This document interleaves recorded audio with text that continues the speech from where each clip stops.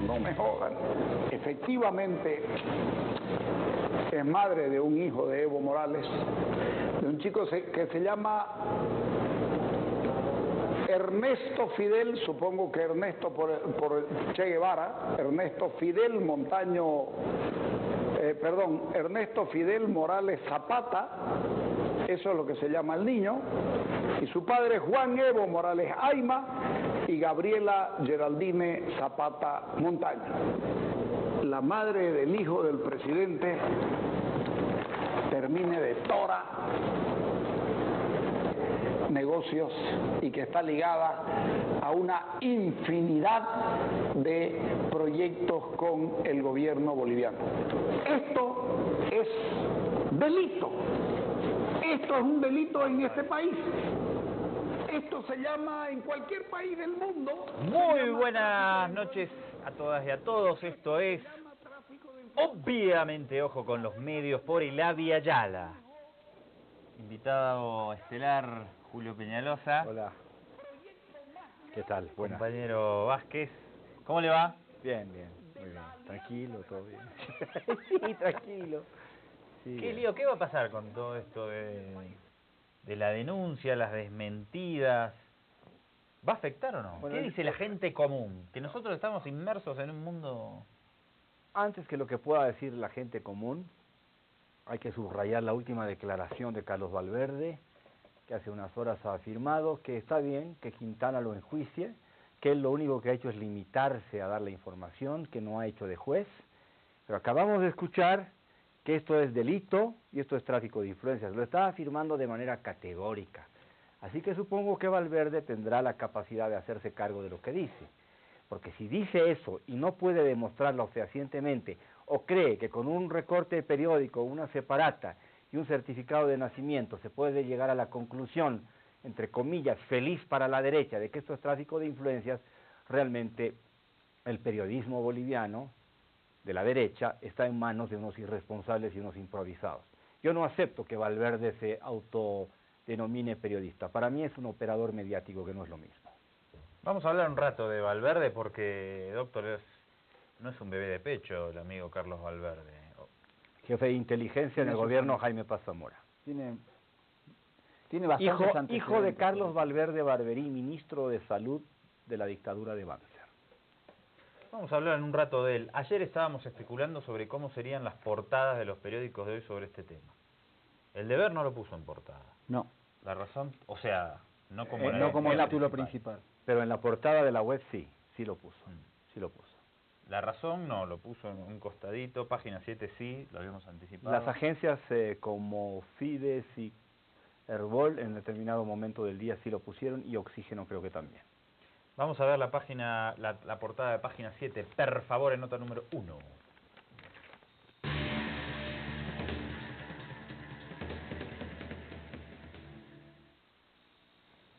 Página 7, el amigo Edward Norton, que estuvo hace un rato en Palacio con Evo. Gobierno admite que ejecutiva de Camp C fue pareja del presidente. Bueno, la línea es mantener, obviamente. Lo que habíamos dicho, Julio, anoche era que cuando vemos las portadas, cómo enfocan las noticias los medios de comunicación en esta etapa tan dura de la batalla electoral de cara al referéndum, lo que uno tiene que ver es qué quiere decir el medio con los titulares, más que sentir que uno se está informando. ¿Me explico bien? Sí, sí. Como que tenemos que leer siempre en clave de política a qué línea nos quieren llevar estos medios de comunicación. Además, quizás lo que llama más la atención es que, en base a la información que dio el ministro de la Presidencia, quizás el título debe haber sido: el ministro de la Presidencia desmintió desmiente tráfico de influencias en empresa china. Exactamente. Pon el titular de nuevo, porque esto se replicó en Unitel, en la mayoría, en El Deber. La línea es mantener que la denuncia de Valverde tiene coherencia porque el gobierno admitió la relación, pero no especifican en los titulares absolutamente nada sobre el desmentido tráfico de influencias, y sobre la sanción, ejecución ¿no? de la boleta de garantía de la empresa china. Ya vamos a estar hablando de todo esto a lo largo del programa de hoy, para que vos lo tengas en claro del otro lado. Hay muchos elementos que hay que poner sobre la mesa y evidentemente que lo vamos a hacer. Ahora yo quiero detenerme un ratito, Julio, Mariano, sobre la investigación de Valverde, porque a mí me parece que hay allí algunos errores. A mí me da la impresión de que le sembraron la prueba a Valverde, él la difundió, hoy estábamos discutiendo con Mariano, o tenía la mala intención de sembrar una información que no estaba bien documentada, o se apuró y cometió un error que en definitiva después le cuesta su credibilidad. A ver, vamos a escuchar y a ver a Carlos Valverde cuando en la noche de la denuncia explica cómo ha sido la investigación que llevó adelante.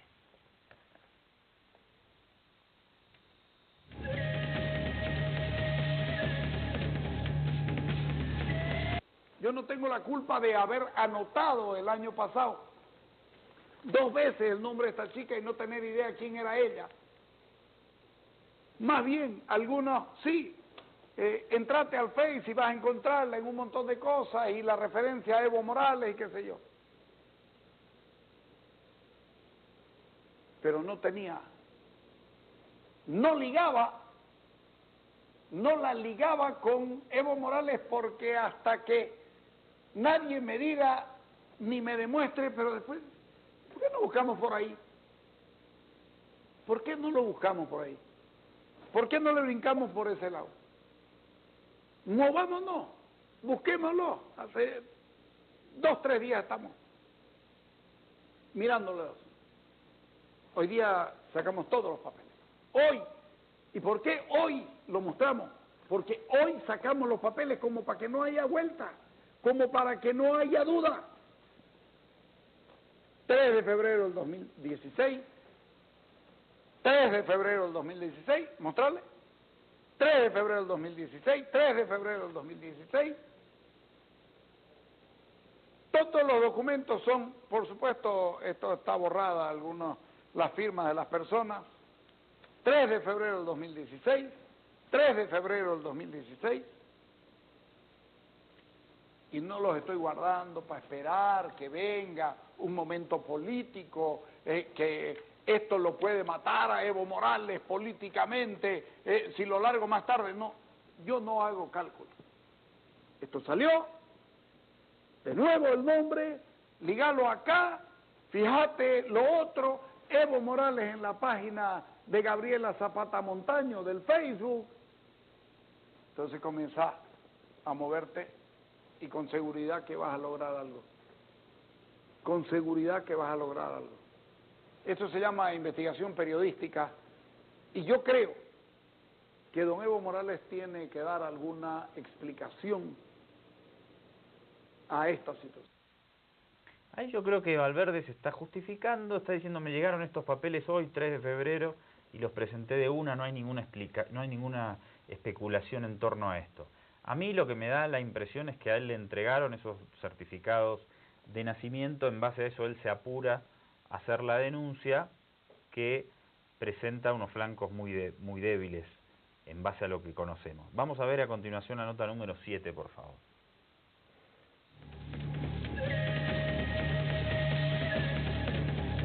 Coño, no me jodan. Efectivamente, es madre de un hijo de Evo Morales, de un chico que se llama Ernesto Fidel, supongo que Ernesto por Che Guevara, Ernesto Fidel Ernesto Fidel Morales Zapata, eso es lo que se llama el niño, y su padre Juan Evo Morales Ayma y Gabriela Geraldine Zapata Montaña. La madre del hijo del presidente termine de tora negocios y que está ligada a una infinidad de proyectos con el gobierno boliviano. Esto es delito. Esto es un delito en este país. Esto se llama, en cualquier país del mundo, se llama tráfico de influencia. Esto se llama tráfico de influencia. la voy a poner a la madre de mi hijo a cargo del proyecto más grande que tiene, o de la alianza, del acuerdo, de la sociedad o de los negocios más grandes que tiene el país. Ahí ya da por sentado el tráfico de influencias porque afirma que fue el presidente quien ubicó a esta señora en la empresa china. Además desconoce que el bebé falleció como informó el presidente Evo Morales. Ahí me parece que hay un elemento importantísimo en toda esta trama, porque esta es una trama. Yo tenía esta información de que se iba a publicar este asunto hace como 15 días. Se estaba seguramente montando o buscando la manera de lanzarla de la forma más eficaz posible.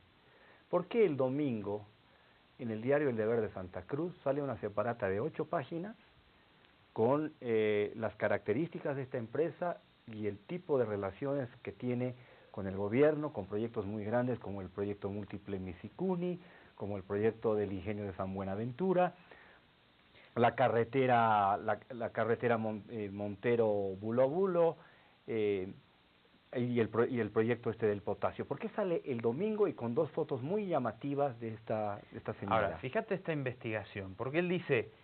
Eso no es casual, ¿eh? Eso no es casual. ¿Quién lo publica? ¿Lo publica la empresa? Aquí hay una cosa muy extraña a desentrañar. Y me parece una última cosa. Me parece que Valverde hace una ecuación muy precipitada y muy forzada, porque el hecho de que esta señora sea gerenta comercial de una empresa china, y no sé cómo puede demostrarse que efectivamente es el presidente que la ha puesto ahí, cuando esa es una empresa transnacional, privada. Déjenme poner etcétera. un elemento más. Supongamos que sí, ¿no? Que tuvo una relación con el presidente, el presidente lo admitió y el presidente le recomendó para que... Supongamos que fue así como afirma Valverde después de tan tremenda investigación que asegura haber llevado adelante. Nosotros también investigamos un rato, entre ayer y hoy, este caso, y a mí también me llama la atención, Julio, que a mitad de enero Gabriela Zapata apareció en la Red 1 con los empresarios chinos dando explicaciones de por qué le habían retirado el tema de Bulo Bulo. Le habían ejecutado la boleta de garantía. Sí, vamos a ver una portada de La Razón, por favor, es la 5. Portada de La Razón del 26 de enero, una semana antes de la denuncia de Valverde, que parece que se le pasó de la investigación, mirá.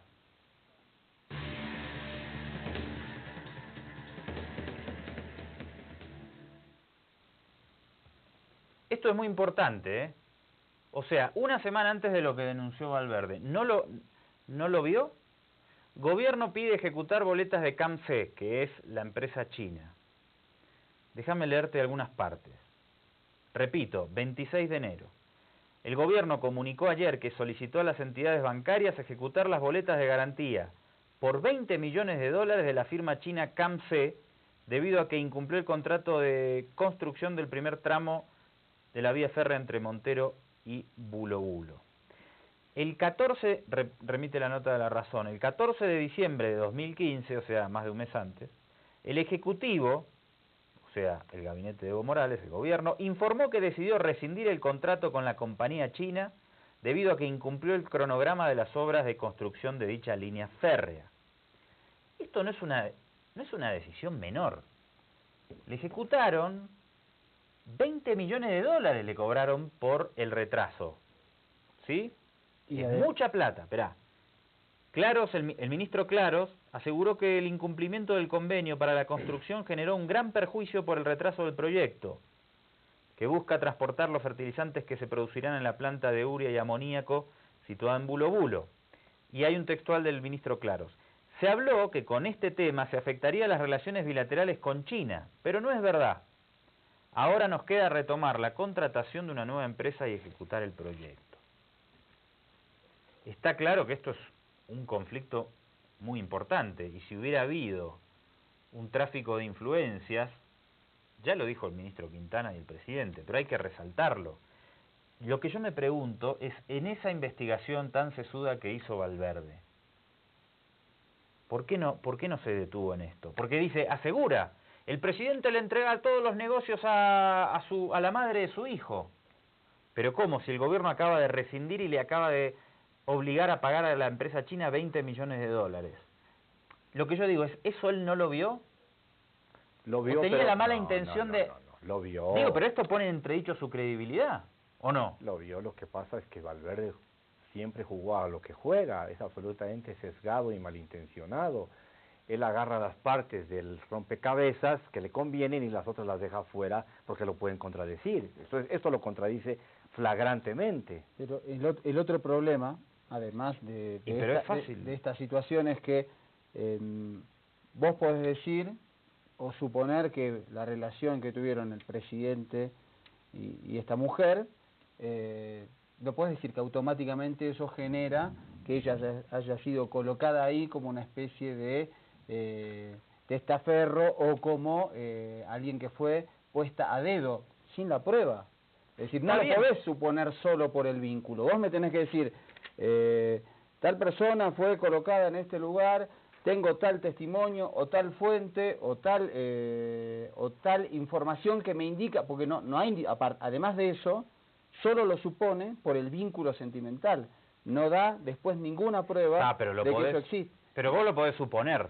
No, pero cuando se te cae un contrato de 20 millones de dólares, ahí se te cae el argumento. Pero además la base... Pero no solo se cae ahí, se cae si vos no me das una prueba de alguna fuente que me indique, a mí me presionaba una empresa, alguna funcionario de esa empresa china que diga, sí, el presidente o el gobierno nos pidió que pusiéramos a esta persona ahí. No hay nada de eso tampoco. La base de la suposición es una base de suposición machista. Esa señora no tiene méritos, no tiene estudios, no tiene trayectoria, no tiene pienso, es más o menos un maniquí al que han puesto a cumplir cierto tipo de tareas en función de los intereses que ligarían a esta empresa china con la estructura de poder gubernamental. La señora no tiene ni voz, ni criterio, pero es abogada y cientista. Así ha funcionado el planteamiento de la denuncia de Valverde. A mí me parece que esa suposición tiene legitimidad. Digo, vos sos el presidente de Bolivia y sos amigo mío y yo aparezco como, no sé, ejecutivo de X empresa que se beneficia de contratos del gobierno. Está bien. Va a generar sospechas. Ahora, si los contratos se caen por incumplimiento y vos me cobraste 20 millones de dólares, me parece que ahí es donde se cae el argumento. Claro, se te cae la tesis de que esto es tráfico de influencias, además de los proyectos más grandes que tiene el gobierno con China y no sé qué y qué historias, ¿no? No, pero además todo sobredimensionado. Está claro que la rescisión y la ejecución de la boleta de garantía de este proyecto ha generado un conflicto entre los gobiernos de Bolivia y de China. Por eso la declaración del ministro saliendo... Eso es lo que da la pauta de que, bueno, si la señora es la lobista de la empresa china, bueno, la debieron haber despedido. Sí, porque les hizo perder 20 millones de dólares. Como lobista hizo muy mal su trabajo, claro. Esa es la base de la caída de la causa. Lo que a mí me llama la atención es que Valverde tenía que saber que nosotros, el gobierno, que cualquiera, iba a ver esto y hoy lo íbamos a mostrar públicamente. Así es. A ver, no sé, a lo mejor yo estoy en una burbuja y estoy equivocado. No, pero además... ¿Pierde la credibilidad o no? Bueno, yo no sé si tiene credibilidad porque él quiere convencer convencidos en función del público al que se dirige. Esto está apuntando claramente a desestabilizar la campaña del sí y se ratifica o se verifica una semana después del programa que hicimos con respecto de la libreta de servicio militar que están embarrando la campaña, no se está hablando de los temas fundamentales, estructurales del país, no se está hablando de programas, no se está hablando de visión de país, se están hablando de escandalete tras escandalete que tienen características anecdóticas y están apuntando ciertamente a disparar toda su munición al presidente tratando de hacerlo aparecer como un corrupto. Eso es lo que están buscando, la estrategia está basada en eso de la rosca no puede quedarse, esa estrategia la maneja Ricardo Paz, que es el asesor de campaña de Doria Medina, y el portavoz, el títere de esta campaña en los medios de comunicación que va circulando por distintos programas se llama Carlos Cordero. Obviamente que Valverde es parte de esa maquinaria. Hagamos una cosa, vamos a hacer una pausa y vamos a hablar un rato de Carlos Valverde a la vuelta, porque no es un periodista que sale en un canal de televisión de Santa Cruz, y esto también hay que ponerlo sobre la mesa. Fue jefe de inteligencia durante el gobierno de Jaime Paz Zamora, cuando las relaciones entre los servicios de inteligencia de Bolivia y Estados Unidos eran mucho más que íntimas. Y este hombre no fue un funcionario del Ministerio de Gobierno, de segundo o tercero, no, fue el jefe del servicio de inteligencia, y tenemos más cosas para contarte a la vuelta para entender quién es el personaje que pone en escena la denuncia, que es fundamental, obviamente.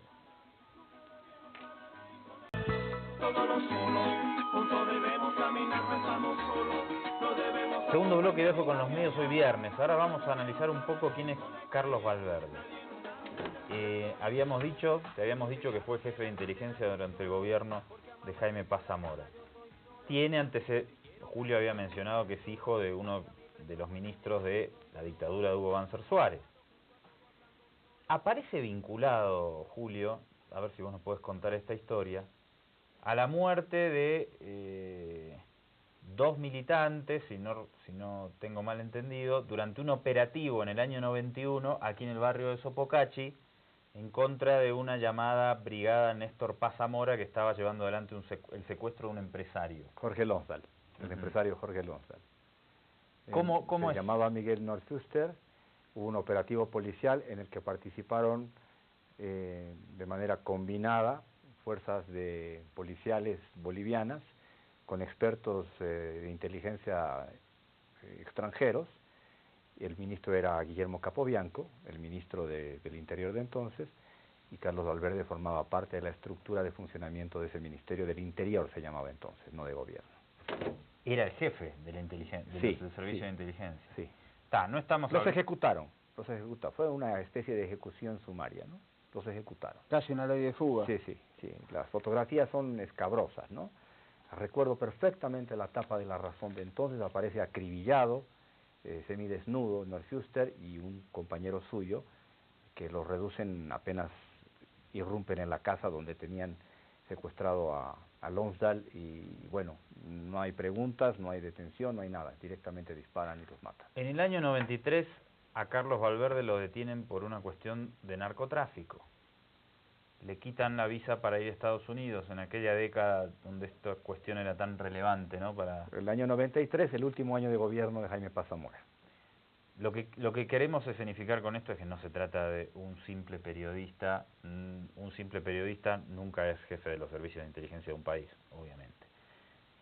Cuando alguien tiene estos antecedentes, lo que entendemos que está detrás es más una operación de guerra sucia, de guerra psicológica, una operación de inteligencia para, obviamente, deslegitimar al gobierno a pocos días del referéndum. Esa es un poco el antecedente que queremos marcar de Carlos Valverde, que vos lo tenés que tener presente porque ningún medio se está acordando de estos antecedentes. No, porque los medios que están manejando esta agenda no les conviene utilizar este tipo de antecedentes que pasan por la historia y por las actuaciones públicas de Valverde, que de la política pasa a la televisión. ¿Y cómo es ese paso, digamos, de repente? En Santa Cruz, aparece en un canal de televisión y en una radio, y él empieza a hacer carrera así, con unos monólogos de hora a hora y media, pero como que si lo hubiese hacen nacido en Repollo, famoso, como si hubiese nacido en Repollo, como si no hubiera pasado, aparece haciendo periodismo. Sí, algo así como por arte de encantamiento, aparece además en una red grande, pero después empieza a tener problemas y va restringiendo su capacidad de irradiación, y se termina convirtiendo nada más que en un vocero, en un operador mediático en medios de comunicación de Santa Cruz. Tuvo problemas con estructuras institucionales importantes como la propia alcaldía de Santa Cruz, la gobernación, se le fue reduciendo digamos las facilidades para acceder a publicidad. Es uno de los que más reclama el tema de la torta publicitaria gubernamental estatal. Él dice que debiera ser equitativa y democráticamente repartida, porque todos los medios y los programas tienen derecho a existir. Y bueno, yo no sé cómo puedes pedir ese tipo de cosas Valverde cuando juega esto, ¿no? Es decir, si tú vas a jugar a esto, pues no esperes publicidad del Estado, del gobierno. Ese es Valverde. Poneme, porfa, la nota número 8, Will, si sos tan amable. Adelante, una textual más de Valverde en su denuncia. Por lo menos hasta ahora el país no estaba enterado de un nuevo hijo de Evo Morales y la verdad que no debiera importarnos a ninguno, aunque vaya uno a saber por qué no lo muestra. Acá, no, pero a mí lo que me llama, es muy desagradable esta discusión, pero lo que quiero decir es que hay ahí algunos puntos que hay información que Valverde no estaba manejando. Por eso yo digo, hay un apresuramiento en presentar la denuncia. Parece, me llegaron los papeles el 3, dice, presentó la denuncia, pero no manejaba, parecía ser, de nuevo, que no manejaba la información de que el hijo había fallecido siendo bebé y de los problemas que había con el tema de la ejecución de la obra de Bulo Bulo, a la que da por sentado que sí, que está el tráfico de influencias, sin embargo, está este tema que ya habíamos puesto sobre la mesa de la boleta de garantía que mandó a ejecutar el gobierno. Esto, por lo que yo digo, se apuró y no manejaba cierta información que me parece que es bastante básica, sobre todo en el caso de la obra que se echó para atrás de la vía férrea de Bulo Bulo y los 20 millones que, reitero, si yo soy el lobista de la empresa china y el gobierno le ha pedido a la empresa china que le devuelva los 20 millones, evidentemente he fracasado como lobista y no tengo ninguna efectividad para llevar adelante el tráfico de influencias. Este me parece el dato central y reitero, o no lo manejaba Valverde, no se dedicó mínimamente a investigar como hicimos nosotros, o no le interesaba ponerlo sobre la mesa y simplemente el objetivo era poner un manto de duda sobre la imagen del presidente. Que no puede interesarte poner en la mesa algo que va a contradecir tu planteamiento. Sí, Julio, porque nosotros acá hemos hecho muchas denuncias. Cuando nosotros hacemos denuncias, nos fijamos bien de que mañana no salga... ¿Cuántas denuncias hicimos contra la Embajada de Estados Unidos acá? Nunca dijeron una palabra. ¿Por qué? Porque nunca los desmintieron, nunca. No, porque no podían. Claro, no había manera. Si yo hago una denuncia y digo, mirá, yo a la embajada le quiero joder por acá, pero sé que esta parte de la denuncia es flaca, claro, es endeble y mañana pueden salir a decir, Andrés Salari miente. Entonces no la hago, porque sé que puedo lograr el efecto de desprestigiar hoy, ¿no? Que tal vez es una posibilidad, pero sé que mañana van a salir y me van a decir, usted es un mentiroso, no tiene credibilidad. Acá es lo que nosotros estamos haciendo con Valverde. A mí lo que me resulta chocante, al margen de la situación específica de la denuncia de tráfico de influencias, es cuando Valverde dice, ¿por qué no muestra a su hijo? Digamos, y evidentemente hay, digamos, un desconocimiento cuando el presidente dice hoy, lamentablemente ese bebé murió, y escarbar, yo quiero creer que no lo sabía, porque escarbar en ese dolor, tener que obligar al presidente a volver a tener que contar o a revivir algo como es la muerte de un hijo, me parece que es muy duro eso. Bueno, vamos a repasar algunas declaraciones históricas de Valverde. ¿Ustedes quieren ver parte de nuevo, porque ya lo pasamos antes, de la conferencia que hizo Morales? No, vamos a lo de Valverde mejor primero. Dale. Archivo 2010, nota número 11. Repasamos algunas declaraciones de este personaje para entenderlo más a cabalidad. En este caso es desde el año 2010.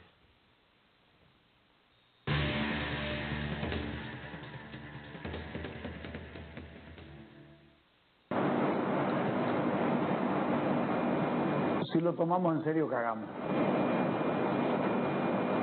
Simplemente pregunto, si el problema es la Coca-Cola y no la Pepsi-Cola, la Inca-Cola, Mendocina hace un refresco con cola, ¿no será la Coca el problema? Hombre, háganos el favor. El presidente de la República no está en sus cabales. 20.000 personas para escucharlo hablar huevada.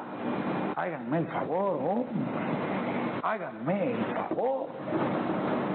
Era casi normal que una familia tenga un miembro de la Iglesia Católica para dominarnos con la cruz. Otro miembro era abogado para dominarnos con las leyes, y otros militares con espada. Señores, algo pasó con el presidente. Clic, y hasta ahí llegó. Pensar que este hombre despertó tanta esperanza a tanta gente. Y escuchen lo que dice. Es patético, patético. Bueno, la verdad que me genera una especie de risa escuchar el tono agresivo. Es confrontativo, sí, tiene un tono en todas sus alocuciones como fuerte, ¿no? De no medir palabras. Sí, la animadversión de Carlos Valverde contra Evo Morales, Álvaro García Linera y en general el gobierno y el proceso es sistemática. Esto viene de muchísimos años y él estaba más o menos perdido en la inmensidad del espacio radioeléctrico, estaba teniendo una incidencia mínima y esto lo reposiciona porque, claro, se hacen eco de sus palabras todos los operadores de las campañas, de las distintas versiones de campañas del no. Y a mí me da la impresión de que a Valverde le interesa muchísimo la notoriedad pública, la consagración como una especie de, referente del periodismo boliviano, porque él en el fondo sabe perfectamente que él no es periodista, que él es político y que él juega algo absolutamente claro, que es lo que está demostrando ahora. Hay que recordar que hace unas semanas ha publicado un libro, ha circulado por varias capitales de departamento sobre el tema de la coca y la relación con la cocaína, y él se empeña en demostrar que este es un narcogobierno. Entonces, yo digo siempre, Valverde no es un periodista, Valverde es un operador mediático de la derecha y en ese sentido está funcionando. Me parece, además el lenguaje que utiliza es un lenguaje virulento, violento, además, Julio, corrosivo, morboso, malintencionado, sistemáticamente. Volvamos sobre lo mismo. ¿Cuántos periodistas conocés que hayan sido jefes de servicio de inteligencia de un gobierno? No, por supuesto, por eso yo decía, señor recién llegado al periodismo que viene de la política y además imagínense, de la estructura del MIR, ¿no? El MIR, que ha sido un partido que se ha caracterizado por la corrupción y por la relación de sus máximos jerarcas con el narcotráfico. Sí, parece que estuvo en un lado del mostrador bastante... Exactamente. Contradictorio con el oficio periodístico. Acuérdense de los errores no delitos de Jaime Paz Zamora. El señor Valverde formaba parte de esa estructura partidaria. Y fue detenido además por narcotráfico. Después él dice que se pudo demostrar que no tenía nada que ver y fue liberado. Un archivo más, 2014, en este tono agresivo contra el presidente que le caracteriza.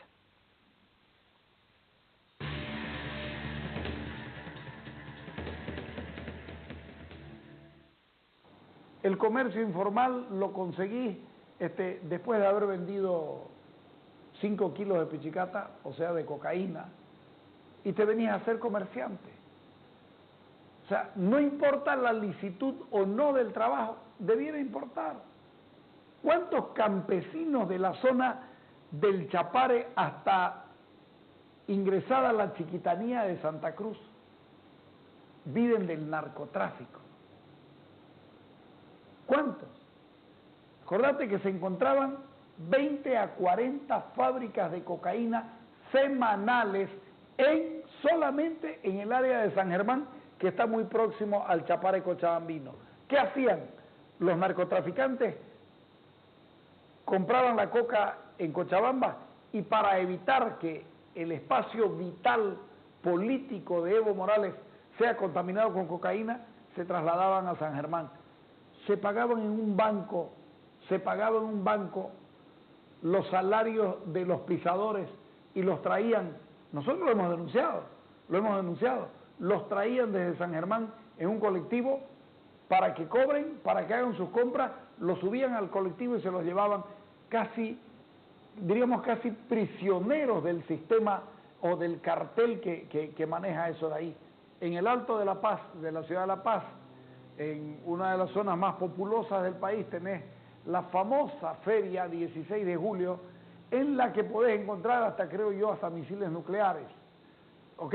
Podés comprar todo lo que viene de... Pando ha crecido 107.8%. Mucho de esto se da a partir de la invasión del gobierno en Pando en el año 2008. Uno tiene que preocuparse porque está Pando capacitado para asumir el desafío de que del 2008 al 2013, en 5 años, se duplique exactamente, pero duplicada, y con un poquito más, su población. ¿Tiene capacidad Pando de recibir? Me acabo de enterar que hubo una invasión en Pando. La línea aquí era, obviamente, ligar al gobierno de Evo Morales con el narcotráfico, que es una línea que llega desde Estados Unidos. Veamos una más. Evo Morales y Santa Cruz, y charlamos después un poquito más. Meta. Otra vez la estupidez, y uno, de verdad, podrán decirme que soy un malcriado, que no respeto al presidente. Creo que nos irrespeta más el presidente que lo que uno le puede decir de que es una estupidez lo que está diciendo. Pero no hay otra palabra. Primero, mantener la unidad territorial. Que yo recuerde, fue en La Paz donde se flamearon banderas peruanas, en los yungas paseños, no en Santa Cruz. Es en la zona de Oruro y esa cosa que se flamearon en su momento hasta banderas chilenas. En Santa Cruz nunca se han flameado banderas de ninguna otra nacionalidad o identidad que no sea la bandera cruceña y la bandera boliviana. Pero el presidente Evo Morales, además con un desconocimiento, no hay quien le explique al presidente, viejo. No hay quien lo saque de su ignorancia supina con relación al tema del terrorismo.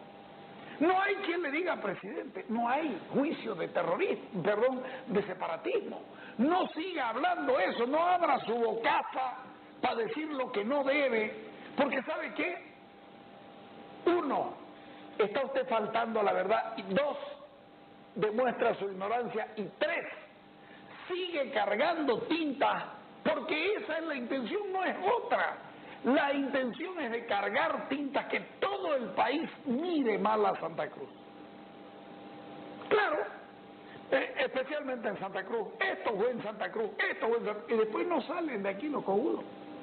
No salen de aquí, no saben qué hacer para congraciarse y claro, tienen, aparte de eso... Bueno, otra línea estratégica de la derecha, el negar que hubo proceso separatista en Santa Cruz, negar que existió Rosa, no tenían nada que ver, Philly Goldberg nunca estuvo en los Balcanes y después fue enviado a Bolivia, ni nada que se le parezca. Y no solo eso, negar el acercamiento del gobierno con sectores empresariales y productivos muy importantes del departamento de Santa Cruz, la cumbre del G77 que ha sido tan fundamental, y una serie de obras concertadas que se han llevado adelante con la propia gobernación, a pesar de ser rabiosamente opositor al gobierno y con la alcaldía de Santa Cruz. Él vive en una burbuja, o él se autoconvence de afirmaciones que sabe que no tienen asidero. Él vive en una realidad casi autista, porque me da la impresión de que lo que le interesa es escucharse a sí mismo, y ha perdido conexión con la realidad hace bastante tiempo. ¿Qué balance hacemos para cerrar, Julio, de todo este caso? Ya también hoy es viernes. Bien terminantemente no van a poder demostrar que hay tráfico de influencias. Eso está absolutamente claro. ¿Sobre la base de qué elementos? No van a poder demostrarlo. Tiene que haber fehacientemente una prueba objetiva.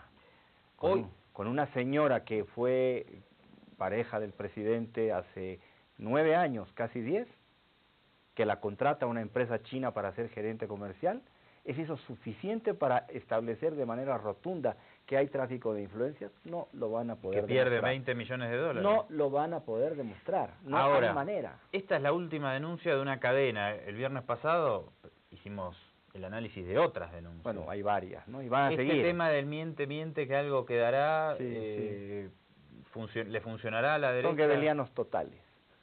Sí. Son gebelianos totales. Pero ¿qué palpás vos? ¿Que les está sirviendo en algo? ¿Pierden porque el gobierno logra instalar que evidentemente hay una guerra sucia? Yo estoy convencido que los medios de comunicación tienen una influencia muy relativa y no influyen sobre la conciencia y el criterio político en general de los bolivianos. Yo creo que la posición de los bolivianos está tomada y la mayoría de los bolivianos saben por qué van a votar por el sí, los otros por qué van a votar por el no, y hay una porción siempre, un porcentaje de indecisos, que es el que hay que entrar a disputar para conseguir que se incline la balanza en favor de uno y otro.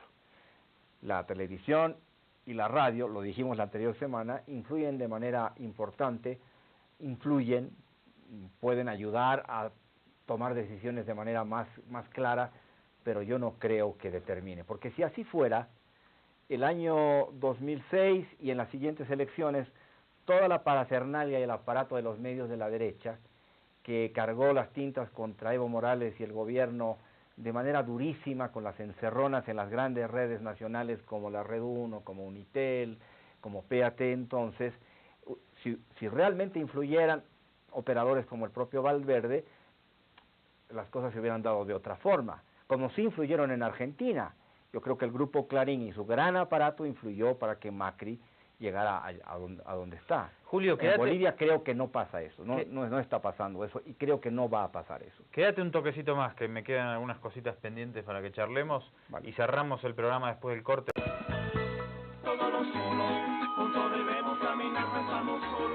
Último bloque, yo quería tener una reflexión más acá con ustedes. Durante la campaña de 2014 por lo menos, creo que la de 2009 fue la otra, tampoco, no recuerdo que esta guerra sucia se haya instalado tan fuertemente contra el gobierno. ¿Qué dicen ustedes? Me parece que ahora está como más potente. No, es que yo creo que la estrategia de la derecha y del no es la guerra sucia, porque no hay otro discurso que ese. A ver, ¿qué país le ofrece Samuel Doria Medina, Tuto Quiroga a los ciudadanos y a las ciudadanas de Bolivia, si no es este conjunto de hechos absolutamente folclóricos, anecdóticos, marginales, que no hacen a la vida diaria de la gente, que no influyen determinantemente en su mejora de condiciones de vida, etcétera, etcétera? Nada.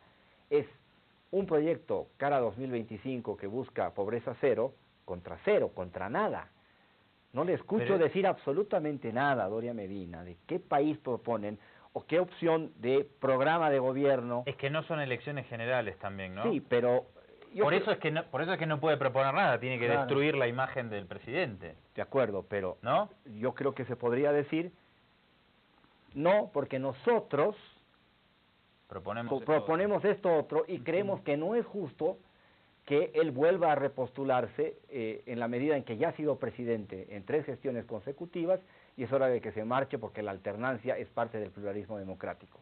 Se podría ir por ahí, pero no lo están haciendo. Está claro que la estrategia es guerra sucia, es hablar de la rosca corrupta y es pringar al presidente lo posible con este tipo de hechos que tienen que ver con su vida personal, su vida privada y en que entran en juego otros actores que no imaginábamos que podrían entrar, de repente van a aparecer un par de sorpresas más por ahí. ¿Funciona o no funciona la guerra sucia en los procesos electorales? Yo creo que sí que tiene influencia. Creo que tiene influencia porque Bolivia no sufre quizás lo que sufren sí países como Argentina o Brasil, donde hay unos tentáculos mediáticos que tienen digamos, unos altísimos rating, alta llegada en diferentes estamentos.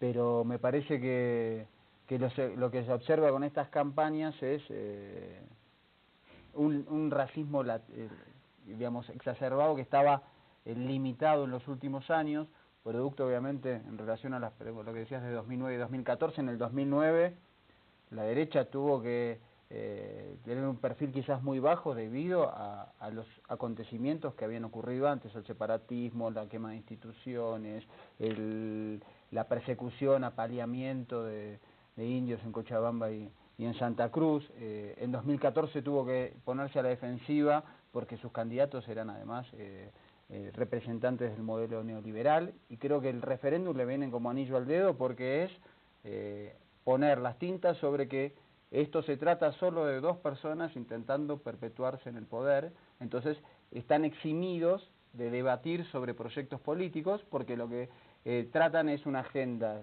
diseñada desde Washington, que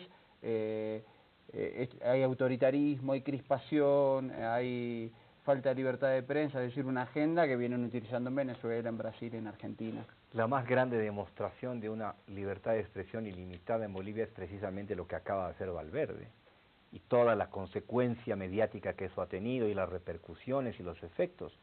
Todo el mundo se está manifestando, y yo no veo que haya habido absolutamente ninguna intención de parte de ninguna estructura de poder para atentar contra esa libertad de decir lo que se le venga en gana, por más que sea traído de los pelos, irresponsable, inconexo o inconsistente en varios de los capítulos de esta historia. Queda demostrado una vez más que libertad de expresión en Bolivia existe, y está fuera de duda. Desde tu punto de vista, Julio, ¿cómo se articula esta campaña? Se juntan, no sé, los dueños de medios los domingos y dicen vamos por acá, tenemos esta denuncia, trabajan de manera independiente, Valverde tiene esto, lo presento, y después los otros medios de derecha ven cómo lo reproducen. ¿Hay una articulación o es...? No, es que lo que pasa es que las cartas están echadas, sabemos a qué juega cada quien, y eso no se ha modificado dramáticamente.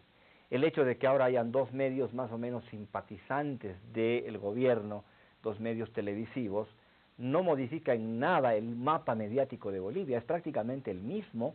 Lo que pasa es que, por ejemplo, la red Unitel, que es la más poderosa y la que más audiencia genera en Bolivia, a nivel nacional, se ha llamado al repliegue, se ha dedicado al entretenimiento barato y se ha dedicado a comprar royalties de programas internacionales que reproduce aquí con producción nacional, y sus noticieros están basados en una agenda de crónica roja.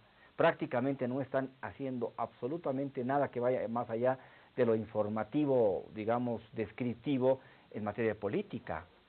Hay digamos, avances y repliegues en función táctica, es decir, en este momento me conviene no hablar mucho, y cuando tenga que volver a sacar las garras lo voy a hacer, eso que no nos quepa la menor duda. Yo creo que el mapa en términos generales no se ha modificado fundamentalmente y es el mismo. Bueno, yo quiero cerrar la emisión de nuevo con el tema de la ejecución de la garantía que el gobierno le exigió a la empresa china CAMSE por 20 millones de dólares para desmentir el tráfico de influencias, que me parece lo más fuerte. El gobierno de Bolivia comunicó ayer que solicitó a las entidades bancarias, esto pasó el 26 de enero, ejecutar la boleta de garantía por 20 millones de la firma china CAMSE debido a que incumplió el contrato de construcción del primer tramo de la vía férrea Montero-Bulo Bulo. Y el ministro de Infraestructura Milton Claros dijo, se habló que con este tema se afectaría la relación bilateral con China, pero no es verdad. Ahora nos queda retomar la contratación de una nueva empresa y ejecutar el proyecto.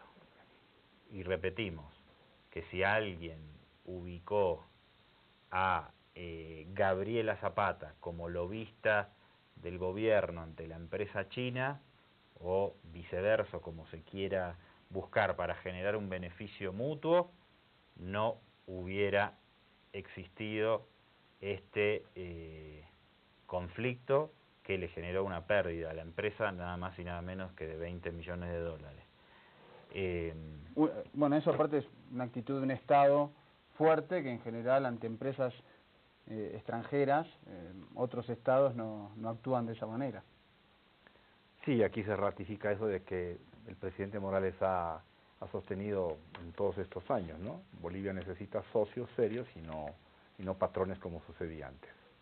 Aquí no hay ninguna preferencia del gobierno hacia la empresa china, ni por una cuestión ideológica, ni nada que se le parezca, ni por la presencia de una persona que estuvo ligada efectivamente al presidente. Lo demuestra una vez más que rescindieron el contrato y le dijeron a la empresa donde está trabajando esta señora, devuélvame 20 millones de dólares porque no ha cumplido con el contrato. Esto me parece que es el dato más fuerte. Y vamos a ver cómo hacen los medios privados y derechas para mantener este tema, si lo logran, en la agenda mediática. Que no nos quepa duda que van a soslayar el tema y van a esconder esa parte del rompecabezas, porque eso es lo que les conviene. Por eso yo lo dije está clarísimo. Por eso yo lo dije 8 veces. Quiero ver si mañana Página 7 muestra esta información. Los desafío al señor Salazar, al director de Página 7, a que lo haga. En nombre de la libertad de expresión y de la información seria, responsable, para tener debidamente informados a sus lectores. Lo desafío a Salazar. Apuesto que no lo saca. Al final sos un socialista utópico. Pero es importante. No van a sacar, es que claro, no van a sacar ni en chiste, a lo mejor le ponen alguna guiñita chiquitita. Bueno, ahora de repente lo sacan. Sí, de repente un poco, un pedacito, un suelto ahí en la última esquina del diario, Julio, muchas gracias. Chao. Socialista utópico. Seguimos, el lunes y el martes no te pierdas Invasión USA para ver qué pasaba en los 90 y en los 2000. Prefiero ser utópico a ser deslactosado o de pasarela, como dice García Linera. De acuerdo contigo. Está bien. De acuerdo contigo. No te pierdas los especiales de lunes y martes para recordar un poco la historia reciente, pero que en toda esta vorágine mediática, lo que pasó hace una semana parece que pasó hace 2 siglos, ¿no? Es impresionante la vorágine en la que vivimos. Bueno, hay que ejercitar siempre un poco la memoria. Pasá excelentes carnavales, por favor, tomá con moderación dentro de lo posible para no generar Mariano se ríe. males mayores. A Mariano se te está riendo. Lo pedimos, por favor. Un abrazo grande. Nadie nunca nos detendrá. Estoy solo cuando me puedes.